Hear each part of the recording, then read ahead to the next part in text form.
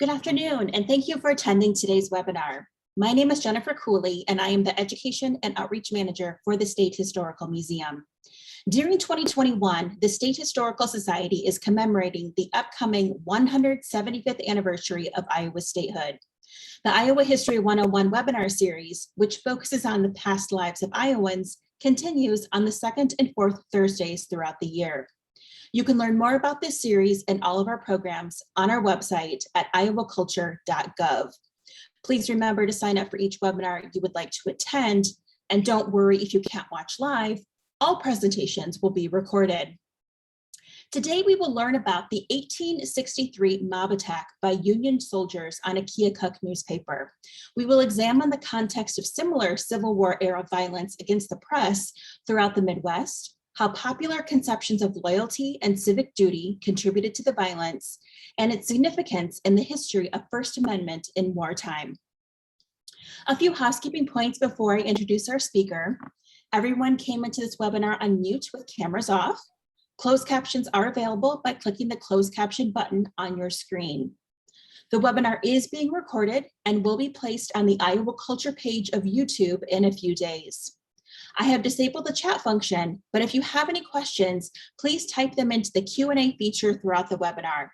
My colleague Matt Beyer is watching that feature and will prepare a list of questions for the speaker at the end of the presentation. But please note, we may not be able to get to all of the questions. And now I'm pleased to introduce our speaker, Stefan Lund. Stefan is a PhD candidate in history at the Now Center for Civil War History at the University of Virginia. Born and raised in Minneapolis, he earned his BA at Oberlin College in 2016 and his MA from the University of Virginia in 2019. His research focuses on censorship, suppression, and violence against the press during the Civil War, and the political legacy and the political and legal history of the Civil War era more broadly.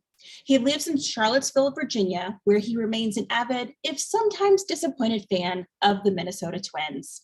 And now I'm happy to turn it over to Stefan to begin the webinar. Hello, it's great to be speaking to all of you. It's wonderful to see so many people interested in this topic, and thank you to Jennifer for inviting me. I'm really happy to have the opportunity to share some of this research with the public. As Jennifer told you, I'm here today to tell you about a rather troubling incident, an attack on a newspaper office in Keokuk in the midst of the Civil War, carried out by some Union soldiers who were housed in a local military hospital.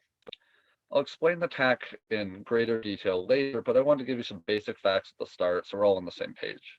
On February 19th of 1863, dozens of armed soldiers, probably around 75 or so, marched from their hospital quarters to the office of a local Keokuk paper called the Daily Constitution.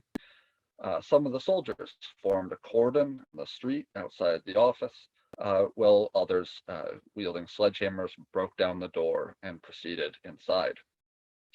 The soldiers began to wreck the office. They smashed presses, threw some presses out of windows, dumped cases of movable type in the street, and just generally trashed the place.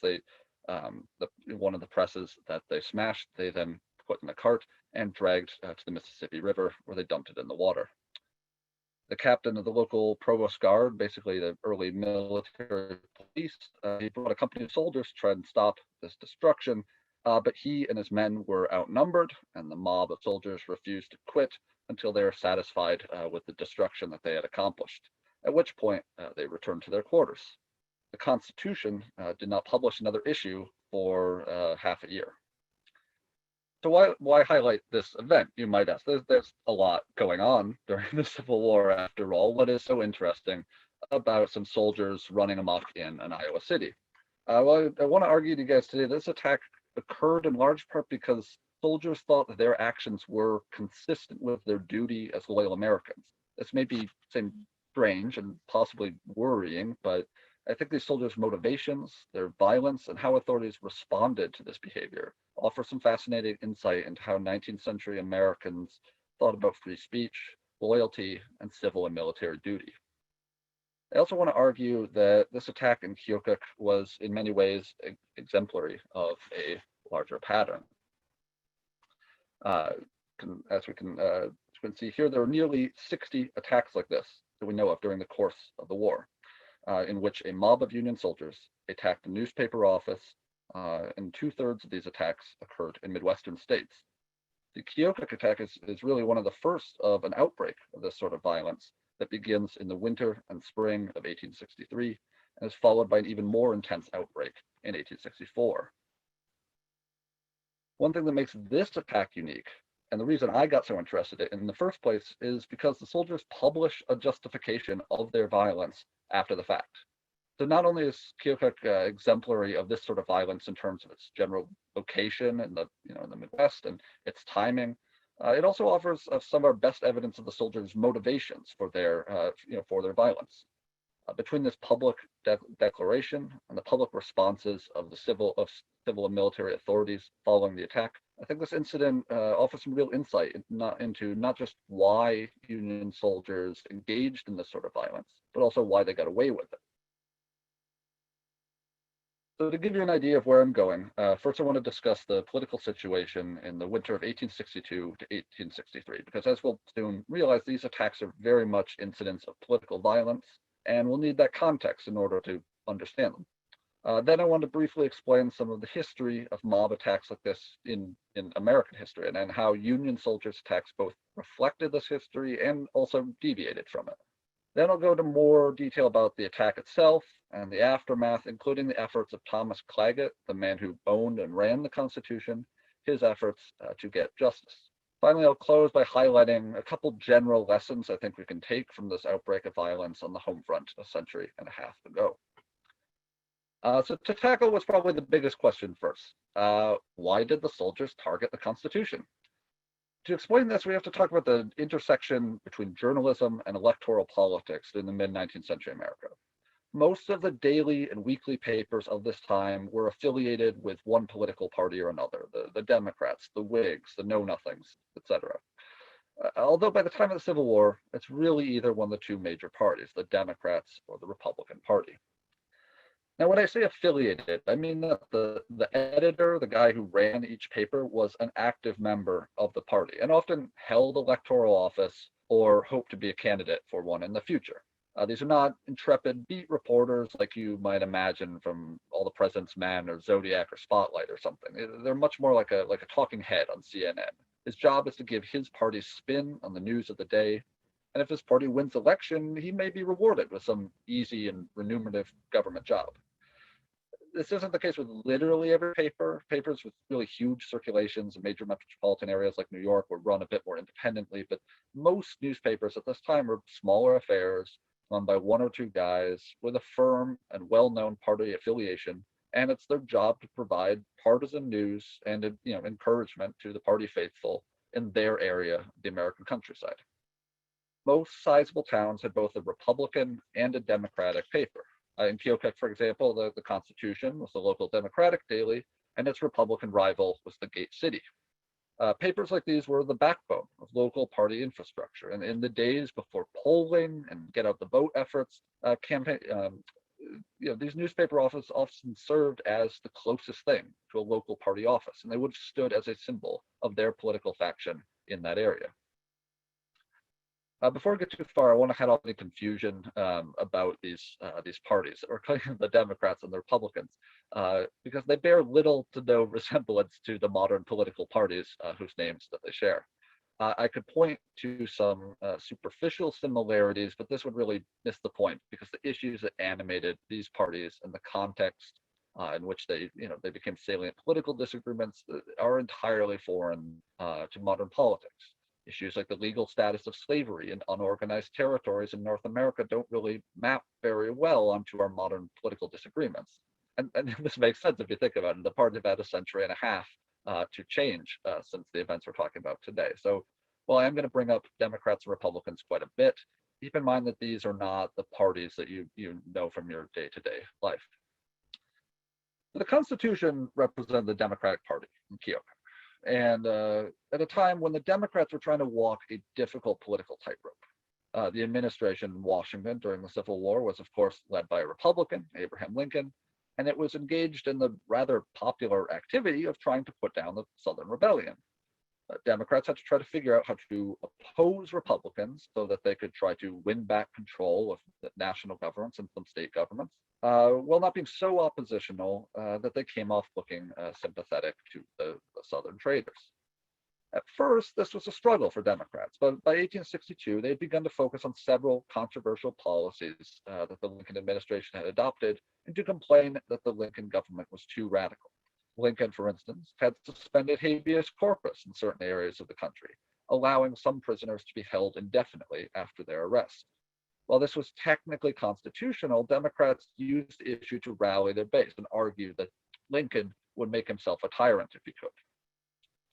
Another controversial issue that Democrats capitalized on was emancipation.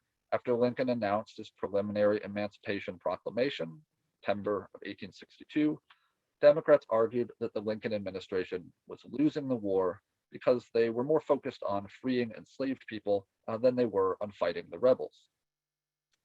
Truth, the Union wasn't losing the war, but they weren't exactly winning it either. And the Democrats were able to capitalize on this military stalemate and these controversial policies to win several victories in the 1862 midterm elections. You can see the elections here with Republicans in red and Democrats in blue. In retrospect, we can look back and say that the Democrats didn't do that well in these midterm elections. The Republicans maintained control of the House of Representatives and actually gained seats in the Senate. But to many at the time, especially Midwesterners, the results felt like a major win for the Democrats. Democrats took control of state legislatures in Indiana and Illinois. They gained something like 30-some seats in 32 seats in Congress. And they did this by flipping districts across the Midwest. In the East, they won gubernatorial races in New York and New Jersey, and they now controlled New Jersey's legislature as well. Again, we can see in this purple circle here, a lot of the states in the Midwest are considerably more blue in the 1862 midterm elections. So the Democrats won some elections. You say, what's the big deal? Well, because a faction of the Democrats had gotten particularly vocal during these election campaigns, a small band that was nicknamed the Copperheads. The Copperheads were very anti-war Democrats with some degree of simple sympathy for the rebel cause mixed in.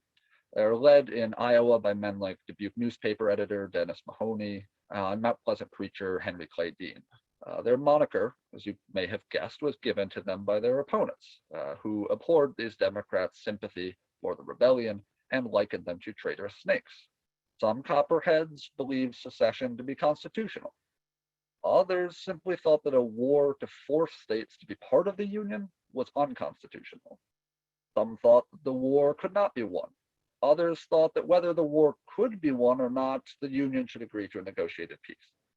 There's not a lot of coherence among this small and vociferous band, but they did agree that Lincoln was nothing less than an American despot, that emancipation would prove disastrous for white Americans, and above all, that the war must end. To be clear, the Copperheads were never more than a minority faction within the Democrats as a whole, but they were a very vocal and highly critical minority. And many Copperhead newspaper editors and politicians enjoyed popularity among Midwesterners, especially in Southern Illinois, Indiana, and Southeastern Ohio. The combination of increasingly vocal Copperhead critics, along with the Democratic electoral victories in the fall of 1862, as well as some Union military defeats that winter, people began to worry that the Copperheads and the Democrats generally represented a real threat to the flagging war effort. Nobody feared this more than Union soldiers, who hated the idea that there might be unscrupulous traitors in their own backyard trying to undo their efforts on the battlefield. And after the winter of 1862 to 1863, soldiers had little to do but sit in camp and stew over the untrustworthy anti-war demagogues they feared were threatening their country. In February of 1863, John Quincy Adams Campbell of the 5th Iowa wrote in his diary about the, quote, gloomy feeling creeping over my mind. That gloom grew worse, he wrote, quote, when I hear of the traitors boldly proclaiming their hostility to our government in the legislative halls of the North. When I see the treason that is showing itself in the North, he wrote, that gloom grows darker and heavier. Seneca Thrall, a surgeon in the 13th Iowa, noticed a similar depression in his regiment, noting that, quote, "It is a common saying here that if we are whipped, it will be by Northern boats, not Southern bullets." William Clayton of the 19th Iowa recorded similar frustrations in a letter to his aunt and uncle, as well as the violent hatred that he and his comrades felt towards those that they believed betraying their country. "They find little sympathy in the army," he wrote, speaking of suspected Copperheads. "I assure you that some of them would be roughly used if they were where soldiers could get a hold of them. There is 10 times the hatred towards the Northern traitors than there is towards those who are in arms against us."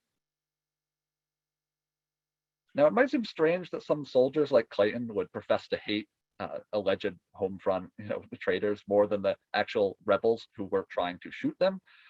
His comment, however, reflects a common belief about that rebel soldiers were simply misguided, while Northern Copperheads were aware of the harm that they were really doing. Many Northerners believe that one of the problems with slavery in general was that slaveholders frequently resorted to suppressing others' rights to free speech in order to maintain their grip on power. When Senator Charles Sumner, for instance, was brutally beaten by a South Carolina congressman in 1856 after Sumner gave an anti-slavery speech, many in the North saw this as just the latest example of slaveholders trying to silence any criticism or opposition, no matter where it came from. There was no true free speech in the South, like many thought, and there had not been, they thought, for decades. As a result, as thinking goes, a whole generation of young Southern men had been raised on pro-slavery propaganda and deluded into fighting for the slaveholders' right to rule. Once the slaveholders were overthrown, the thinking went, or common Southern men could see how they had been fooled, and they could be welcomed back into the fold with open arms. By this logic, however, Copperheads could not plead ignorance. They were Northerners, and they, in theory, enjoyed all the benefits of free speech and free expression, and therefore had no excuse for their retrograde views, according to this school of thought. And so to many Northerners, Copperheads seemed the greater threat because they were men who enjoyed all the benefits of a free government, but refused to appreciate its blessings or unite to defend it against a mortal threat. Now, to reiterate, most Democrats were not Copperheads, and most Copperheads didn't hold elective office. But the existence of a vocal anti-war faction within the Democratic Party was poisoning some Americans against Democrats as a whole, and this was especially true of soldiers. Many Union soldiers like Campbell, Thrall, and Clayton came to believe that all Democrats were suspect, that they were disloyal until proven otherwise. And like I said, there were nearly 60 of these attacks, almost certainly more, and every single one that we know of was against a newspaper affiliated with the Democrats.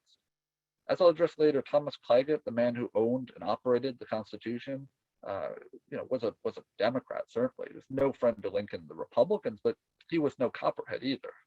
This is important because this attack in Keokuk helps show how the distinction between the Copperhead faction and the Democrats more generally had really ceased to matter among soldiers.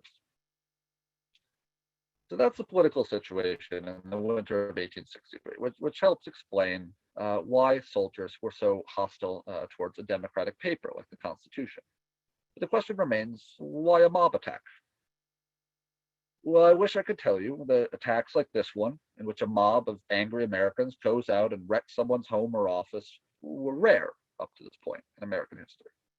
But unfortunately, that is not the case. In fact, Americans had a long history of using mob violence to enforce their will against those they viewed as deviant members of their community. Colonial Bostonians attacked agents of the British Empire during the crises of the 1760s, 1770s. During the War of 1812, Federalist printer Alexander Hanson was driven out of Baltimore by an angry crowd. As abolitionists attempted to spread their message in the 1830s, they were often met with violence. And in one infamous incident in 1837, a mob in Alton, Illinois, murdered abolitionist printer Elijah Lovejoy. So mob violence, similar to the attack described at the start of this lecture here, had plenty of precedent before the Civil War. Why were these attacks so common? In explaining this behavior, historians have stressed that we should not view these attacks as the random, inflamed passions of the crowd, but rather that this sort of mob violence was seen by the participants as an attempt to restore order in their communities. It was seen as a way to rapidly deal with an imminent and noxious threat to the community, safety, or order. If locals felt that the authorities would not or could not prosecute some offender, or if they felt that the courts would take too long while this offender continued to disturb the community in the meantime, well, then a brief bout of targeted intimidation and violence might be a preferable, if regrettable, alternative. It wasn't ideal, perhaps, but it was better than continuing to endure whatever angered or threatened them. Printers were often targets of this violence, whether they were Crown loyalists during the Revolution, Federalists during the War of 1812, or abolitionists generally. What all these had in common was that angry residents targeted people they viewed as a threat to the health, safety, peace, good order of their community. Another thing these mobs usually had in common was the participation, or at very least the acquiescence, of local community leaders, such as the sheriff, aldermen, local business leaders. Crowds are very conscious of maintaining this sort of support because it lent legitimacy to their implicit claim that they were not overturning society, but rather restoring harmony. These mobs or crowds encouraged this interpretation of their actions by limiting their violence to the particular offenders that they had identified. Indeed, contemporary reports of anti-abolition mobs frequently reported that many of the participants were, quote, gentlemen of property and standing. That is, people at the time noted that a mob might not be made up of a rabble at all, but of well-respected, well-off community members. So much of the mob violence in American history, it isn't random. It's a response to a particular offending person or event. It's targeted at that alleged offender, and they typically have the support, whether active or passive, of local elites. As I mentioned a couple times now, especially in the northern states, abolitionists who advocated for the immediate abolition of slavery, they were often targets of mob violence. Although Black Americans have been making arguments for abolition for quite some time, in the early 1830s, some white Americans began to pick up on these arguments and made the first concerted effort to spread these beliefs across throughout the United States. They often did this through print and lecture tours, and some unfriendly locals might attack the offices of an abolitionist paper or a traveling abolitionist lecturer when they came to town. One abolitionist lecturer wrote to his financier in 1840 that he noticed a considerable increase in mob attacks against himself and his fellow lecturers, but he said, quote, I have not reported them to any of the papers because I am tired of reading about them, and I suspect that you have a surfeit of such notices. Those who attacked abolitionists actually saw themselves as supporting free speech by shutting down abolitionists. They saw abolitionists as purveyors of radical propaganda and believed that they were misusing the rights of free speech and press, which should be used to encourage calm deliberation and good government. In short, they believed that they were, by denying free speech to some ill-mannered radicals, they were saving it for everyone else. One change we do see in the behavior of American mobs in the 19th century, as the 19th century progresses, is that slave states and free states start to develop variations on this mob tradition. In northern states, mobs typically targeted property rather than people. They produced few casualties, and those that did occur were often suffered by the crowd. Actual punishment of mob behavior was extremely rare. Local officials did take notice of this behavior and condemn it, and some members of mobs were occasionally brought to court. In southern states, the situation was almost entirely the opposite. People, often Black people, and often the enslaved, were the target of mob violence. There was nearly always casualties or deaths, and these were nearly always suffered by the targets of the mob. These incidents were ignored by authorities at all levels. Northerners and Southerners used mobs and crowd violence in similar numbers, but the outcomes of that violence was dramatically different. In 1835, for example, there were only 11 more mobs recorded in slave states than free states, but the death toll from these attacks in the South was 8 times that in the North. So why am I telling you all this? Well, because as we'll see, the Keokuk mob follows this northern tradition to a T. It's organized and targeted. Soldiers damage the newspaper office and nothing else, really. Their focus is on the performative destruction of property, not on injuring persons. And as we'll see too, they receive attention, if not necessarily punishment, from local authorities. And this is important because it reminds us that as much as a mob attack by a bunch of soldiers may seem surprising, it's actually continuation of this longer tradition. But before these men were soldiers, they were regular Americans, and they attacked a newspaper in this way because that's what they were used to, because this is a form of community regulation that had been used by Americans for decades. The soldiers do make one key innovation in this tradition, however. The antebellum monks had justified themselves as expressions of righteous community outrage. That was, in part, why the participation of local elites was so important. Any legitimacy they could hope for came from being able to plausibly claim that they represented the upstanding citizens of their community. But these soldiers could make no such claim. They were from Iowa, sure, but few, if any, were from Keokuk or surrounding Lee counties. They didn't really have any local leg to stand on, so to speak. The soldiers, like the Keokuk mob, flipped the script. They claimed to be defending the national community. By their logic, treason could occur anywhere. It threatened the whole nation, and they were the armed soldiers of that nation tasked with fighting treason. The soldiers, as I saw it, didn't need a local connection. The fact that they were soldiers gave them the right and the duty, as they saw it, to punish treason anywhere. Now, you might say the soldiers may feel justified, but we can't have the army going around having violent political squabbles with civilians. Many Civil War soldiers, however, clearly thought this was fine, so I should probably try to explain why. Civil War soldiers generally subscribe to something historians call the citizen soldier ideal. In the 19th century context, this ideal is a set of beliefs about civic duty and the proper relation of the small r Republican citizen to the state and the military. It's a set of beliefs born out of the ethos of the Revolutionary War and helped underpin Americans' confidence in their own free government, especially in contrast to European monarchies. According to this ideal, standing armies are a threat to any self-governing people. They were tools of tyrannical coercion, corrupt institutions governed by privilege rather than merit.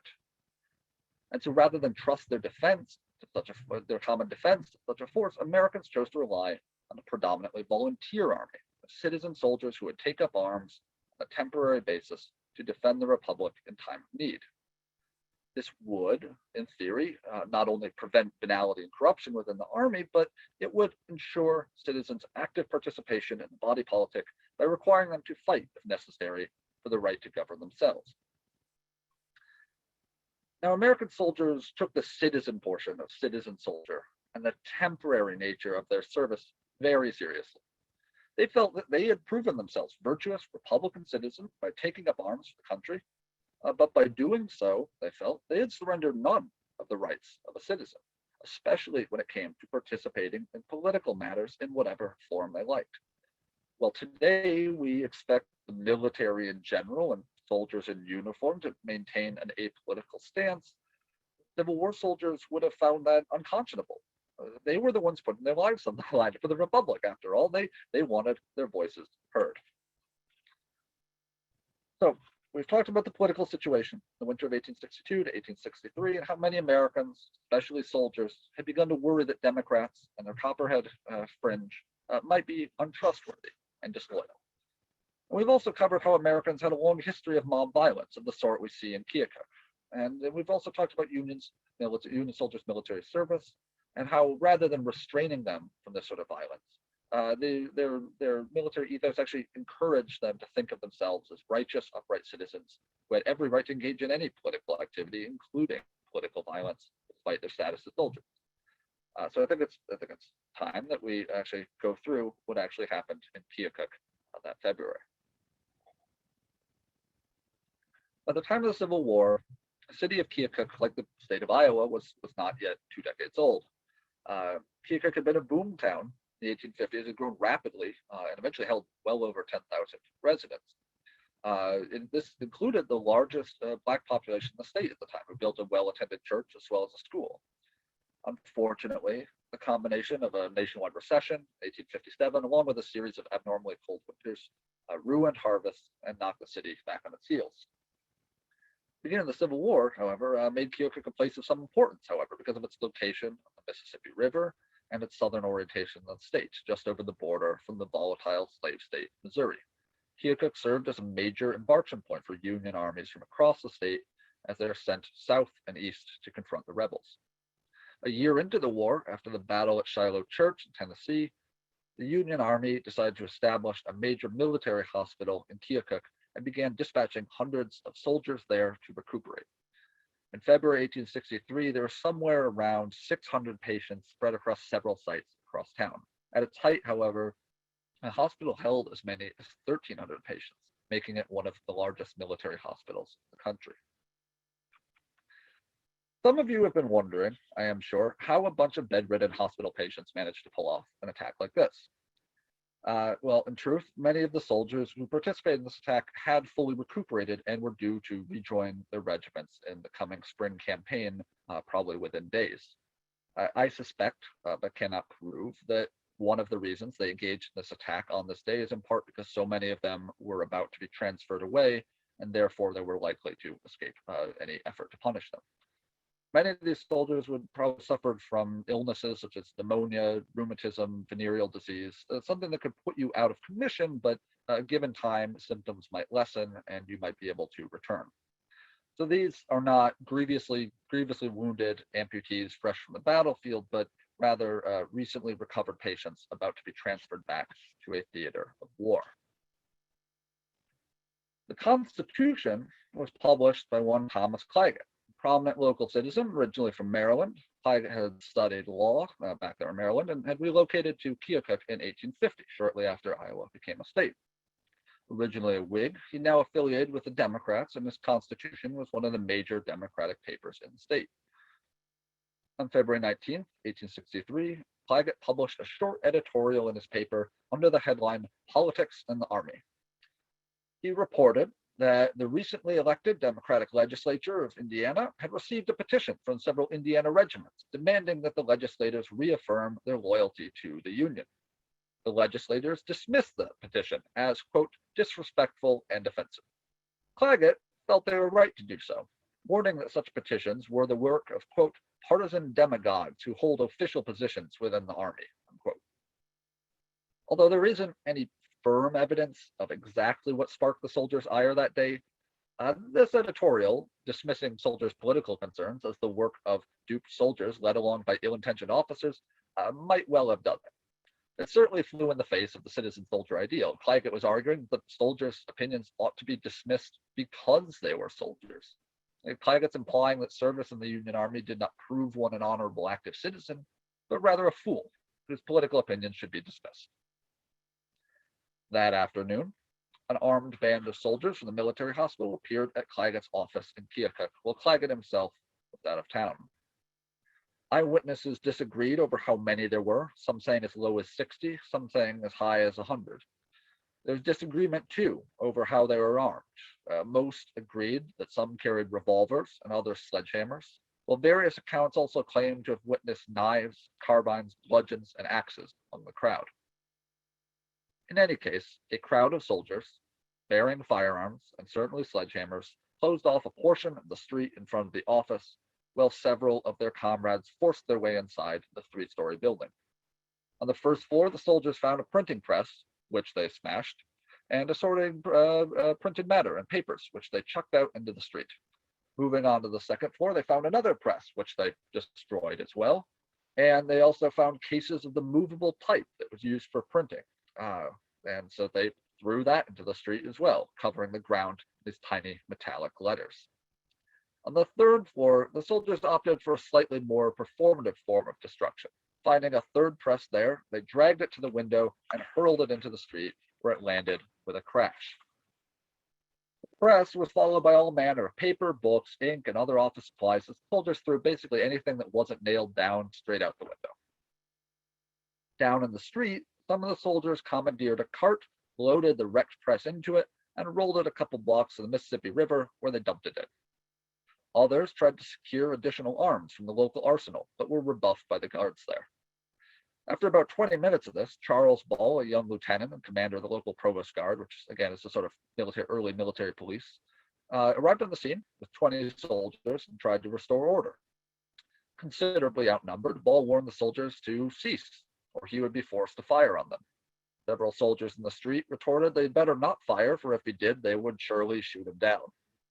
The standoff was thankfully concluded without bloodshed when some of the mob's ringleaders managed to convince the crowd that they had done what they came to do and it was time to leave. The mob made an orderly march back to their hospital quarters, leaving Claggett with quite a mess to deal with when he returned. Now, in some ways, the Keokuk attack was very typical of wartime soldier mob attacks against the press. It occurred in the Midwest in the late winter or early spring, produced no human casualties, and featured the performative destruction of newspaper facilities by an otherwise orderly band of soldiers. What made the Keokuk attack unique, however, was the attack and its fallout was litigated in the press in the days, weeks, and months following the attack. The very next day, the Republican affiliate Gate City, the only newspaper in town for now, carried a brief report on the attack and a statement from editor Claggett denouncing the violence, mourning the financial cost himself, and promising to restore the paper as soon as possible. The Gate City, however, also carried an entirely unique document, an announcement from the soldiers, which the Gate City claimed had come to them with 150 signatures, justifying the attack and explaining their motives. We, the soldiers, they said, were, quote, fully convinced that the influence of a paper published in this city called the Constitution, edited by Thomas Claggett, has exerted and is exerting a treasonable influence, inexcusable by us as soldiers, against the government for which we have staked our all. Therefore, the soldiers declared, it was, quote, a duty we owe to ourselves, our brethren in the field, our families at home, our government, and our God, to demolish and cast into the Mississippi River the press and machinery used for the publication of the aforesaid paper, so help us God. This is quite a document. Soldier testimony of their participation in attacks like this is rare. We only have a few documents that so explicitly state their alleged motives for the attack.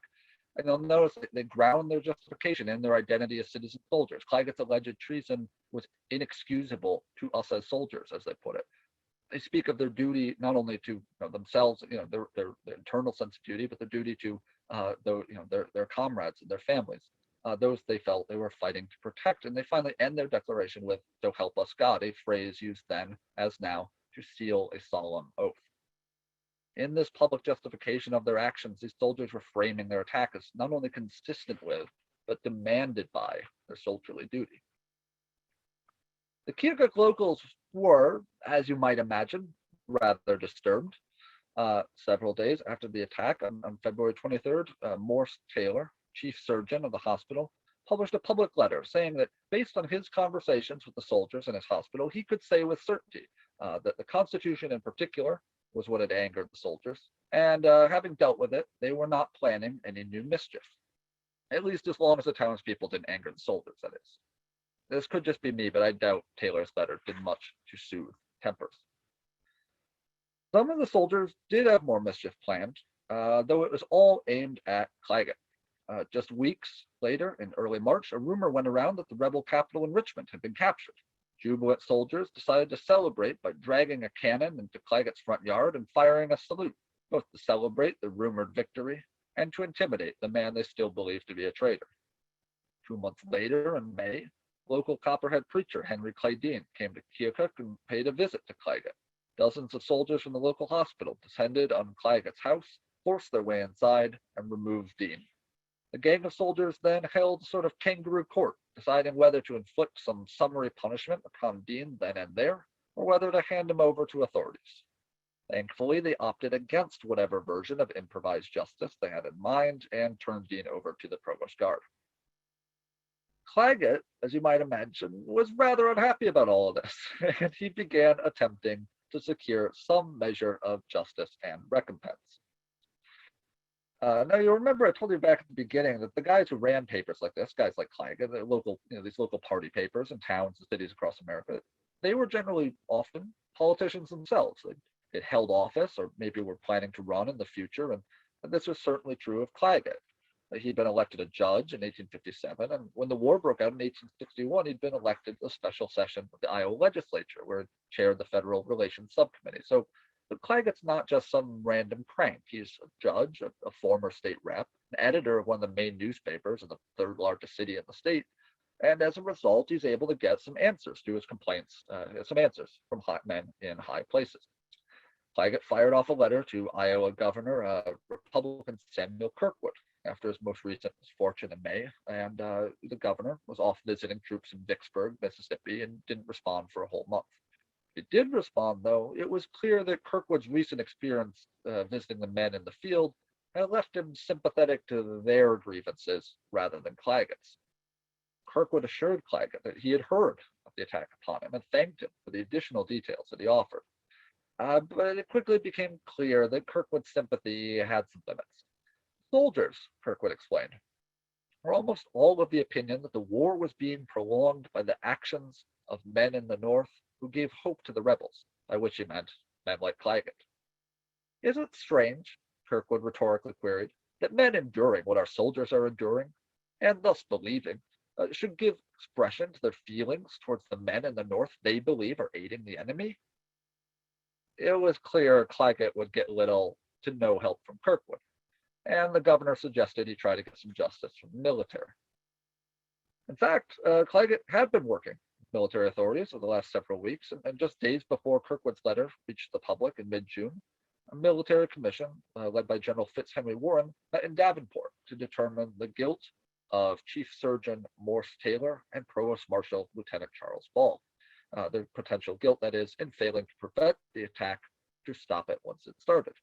Taylor, you will remember, was the head of the military hospital complex in Keokuk, and Ball was the outnumbered young lieutenant who tried and failed to restore order during the attack. In his report to the commission, General Warren stressed that he had gone above and beyond to accommodate Claggett's accusations. He'd waived normal restrictions on evidence so that Claggett could put whatever he wanted before the court. And he even took the highly unusual step of allowing Claggett himself to act as prosecutor. Despite this, the commission did not find either Taylor or Ball guilty of anything. Ball's conduct was perhaps not exemplary, Warren noted in his report, but he, quote, did all that could be expected of a young and inexperienced officer acting in a sudden emergency. Commission report was published in public newspapers in late July, and along with the comments of General Benjamin Roberts, commander of the military district of Iowa. In his comments, Roberts did warn that any future such incidents would be met with, quote, exemplary and prompt punishment. But he made it clear, too, that he ultimately sided with Claggett's attackers. Union soldiers, Roberts declared, were, quote, our most loyal citizens.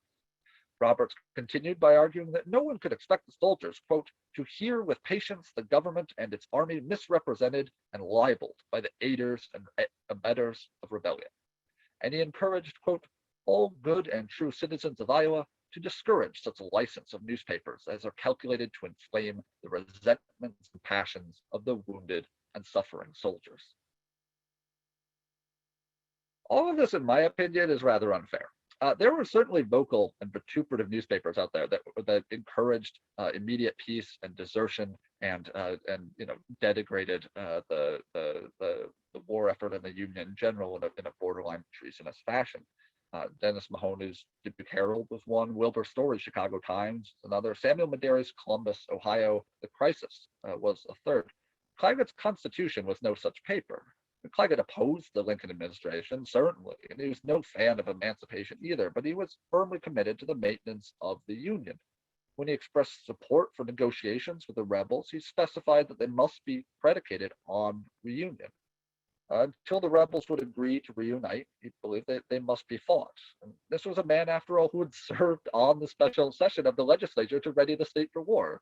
Claggett may have been disagreeable, and his views on slavery and emancipation certainly leave much to be desired, but he was far from a disloyal citizen. Claggett's experience shows us how the common understanding of loyalty was being re-examined and rewritten during the war. Claggett was doing exactly what he'd been doing for years. He was publishing a newspaper that unapologetically advanced the politics of the Democratic Party, praising their heroes and denigrating their opponents as villains. I mentioned all the way at the beginning that this was entirely normal for most newspapers at the time, but in the wake of the Democrats' recent electoral success and their increasing visibility, the Copperhead faction in that election, their opponents, especially within the Army, were reevaluating just how much they could trust Democrats generally. By February, many of the soldiers and of the Keokuk, many of the soldiers in Keokuk had determined that Claggett's democratic politics and his criticism of soldiers' involvement in partisan affairs made him a traitor and a suitable target for an attack. Attacks like this one would only increase as the war went on. Tracking down any of the men involved in this mob is a difficult task. They came from numerous different regiments and commands, and unless they were disciplined for their behavior or wrote about their experiences after the fact, it's difficult to say with any certainty that so-and-so was there. Robert Bain, however, was a drummer boy from the 5th Iowa who had contracted an illness after the Battle of Iuka in September 1862, and he spent several months in Keokuk recuperating. When he rejoined his regiment in Helena, Arkansas, the rumor quickly spread around camp that Bain had been involved in the Keokuk mob, not just present, but he had been one of the men swinging hammers. His commander, Colonel C.L. Mathers, felt obligated to discipline him, it seems, for release a public message in which he recalled Bain's bravery at Iuka and claimed to lament his hammer-wielding participation in the Keokuk attack. Mathers finished, however, by claiming that it was important, quote, to secure the services of a drummer boy of such pounding propensities, and so he'd be promoting Bain to drum major. So this is all very interesting, or at least very interesting, or at least I hope you think it is. But what does this all mean? What can we learn from all this? I think the one reminder we can take from this is that assaults on the principle of freedom of speech and press that are established in the First Amendment, the assaults on these principles have a long history. There's no golden era that we can go back to when Americans didn't argue, sometimes violently, about the boundaries of free expression, both as an ideal and as a constitutional right. Personally, one of the reasons I started doing this research was because I read books that would touch on the freedom of press during the Civil War, and they often advanced the interpretation that, sure, there's a couple cases of executive overreach and some military suppression, but really things were mostly fine. And that didn't really connect with what I was reading in newspapers at the time, where Democrats were, complained constantly and were genuinely worried about the threat that armed bands of federal soldiers that might come and attack them. Speech that's challenged prevailing American orthodoxies has always been dangerous. So we don't have to agree with the principles of the Civil War era Democrats to find attacks like this one in Keokuk both disturbing and wrong. Second, I think that this is an excellent example of the dangers of giving people in uniform a narrative that exalts themselves above their fellow citizens. The main reason Americans of the Revolutionary generation and the early Republic were so suspicious of standing armies was that they insist and why they insisted on relying on a predominantly volunteer soldiers is because they knew their history. From ancient Rome to Napoleonic France, the historical record has many examples of armed forces developing their own priorities distinct from the citizens that they are supposed to serve, and then using force to serve their own interests. And yet, as we've seen just now, the same thing could happen to volunteer soldiers very rapidly.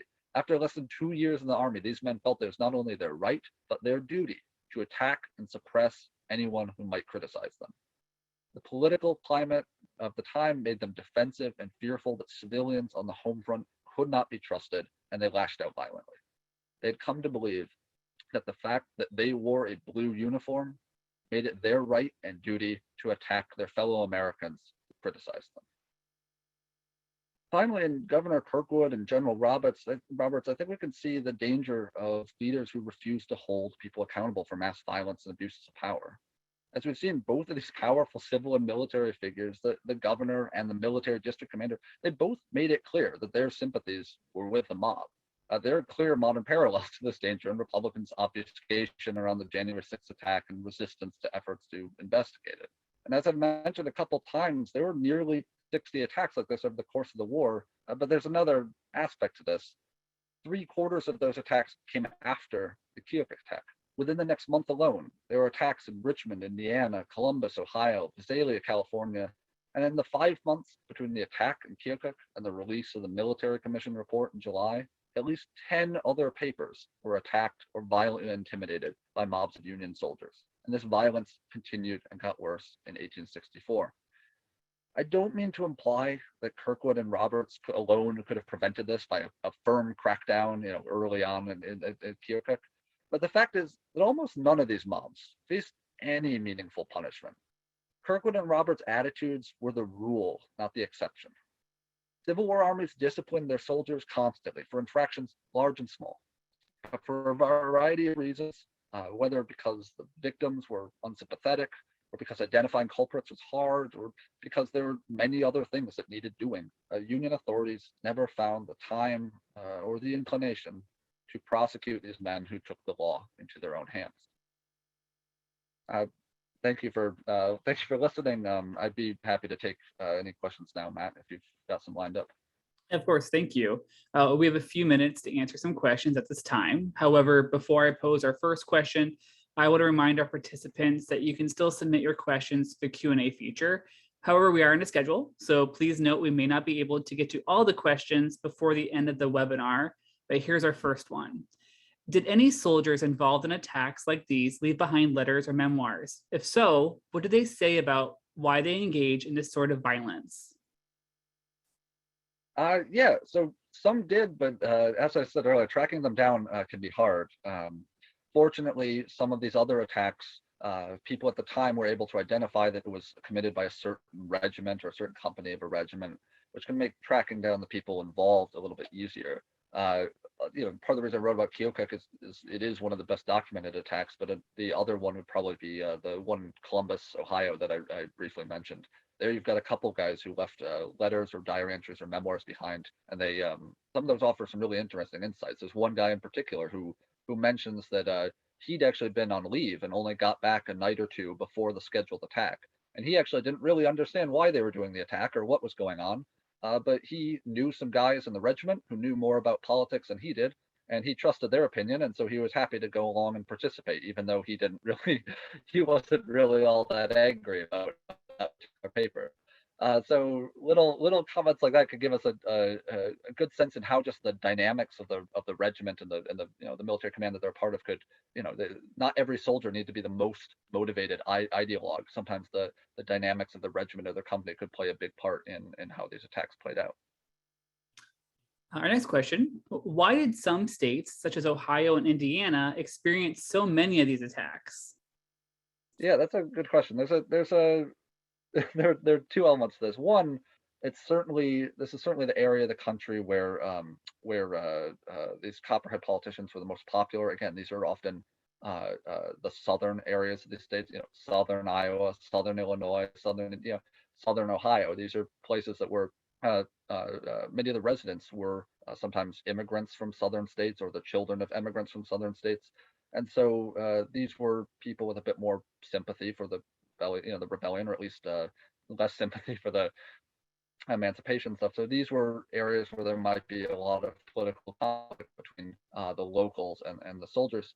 But there's also just this map I've had up here a couple times. There's an element too of just the research process. Part of the reason Indiana is so populated is there's been more research done on Indiana and this phenomenon in Indiana, and so I have more examples from that state. I suspect that a really deep dive into Illinois or perhaps Iowa or even Pennsylvania might turn up more, and they might be, we might find more incidents, and this map here that with Ohio and Indiana being overrepresented might be partly just a result of research in progress. We may, I may find more, someone else may find more, and we can add it to the map. Our next question, did the federal or state governments engage in press censorship during the Civil War? If so, what forms did they take? Yeah, the short answer is yes. The long answer is, the long answer is long. There's no formal law passed, saying like you can't say this or you could say this.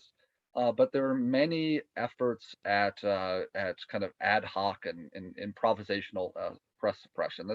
This went from certain generals kicking reporters out of their army or banning the circulation of certain papers within their command. There's telegraph censorship throughout the country for almost the entirety of the war. There's a point where a reporter for the Chicago Times that I mentioned briefly is another one of these very anti-war papers.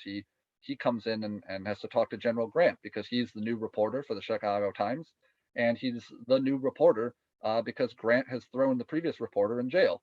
And his first job as a new reporter is to get his predecessor out of jail. And so I say this to say that generals had a lot of discretion in how they allow newspapers to operate within their own commands, and this is where we see a lot of what could be called suppression or censorship. But certainly there were there were efforts throughout the federal government. Lincoln even only once does Lincoln himself order a paper to be shut down, and this seems like more of a confusion about national security than anything partisan. But even he does at one point order a couple papers in New York shut down. So I would to summarize, I'd say a lot of people assume that some people should not be allowed to publish some stuff and take it upon themselves to implement that, but there's no overarching coordination at all. Our next question, the soldier mobs caused destruction of property rather than the persons. By the end of the Keokuk mob, there were threats to throw any person who tried to stop them into the river. If there had been resistance that day, do you think they would have followed through with that threat?